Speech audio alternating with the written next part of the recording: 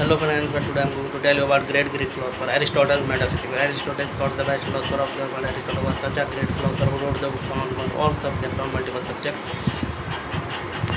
Even though the 400 books were Aristotle wrote during his lifetime, these books were not so lengthy ones. These books were only 60 to 70 pages books, but these books were really helpful. What is metaphysics and what is metaphysical world? Anything which is beyond this physical world is called the metaphysical world.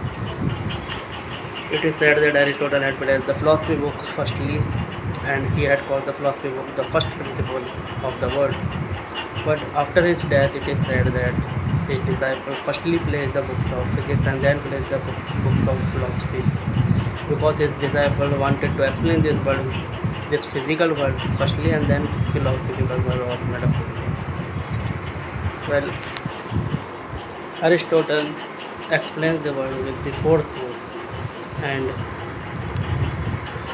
he had argued before the philosophers of his time that gold is not substance. Aristotle gave an example that anything which is independent of its own and which does not depend on any other thing is called substance. But in the case of gold, he said that gold is recognized with its qualities such as its yellow color, its solidness, and its circularity or shapes. So he illustrated them that if we remove the circularity from the gold coin, what remains there? Nothing. If we remove the yellow color from the gold, what remains there? Nothing. If we remove the solidness from the gold, what remains there? Nothing. So gold is dependable on its qualities. Gold is not a substance. Aristotle explains this word with the four things. First one is material cause. Material cause definition can't be given so easily, but gold case fits here in this case. Second one is efficient cause. So in this efficient cause, Aristotle justified Heraclitus. Heraclitus had once said that where there is a life, there is fire. Because fire has motion. Burning fire, when we see burning fire, there is a motion in it. So Heraclitus had said this, where there is motion, there is life.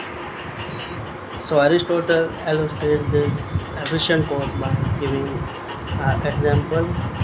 So an example, this is that a potter will come to pick up the soil or to spin up the soil which is material one, and the motion will be created by a potter to give it a form. So this motion can be created by a potter or by any other thing such as equipment or machine. And the third one is formal cause. In this case, the potter will think properly before giving the form to the soil in order to create the clay pot. And the fourth one is cause and reason. In this case, Aristotle justified Indian philosopher Siddhantavad fits in this case, that a cause is already contained in a thing, and anything in this world has any purpose.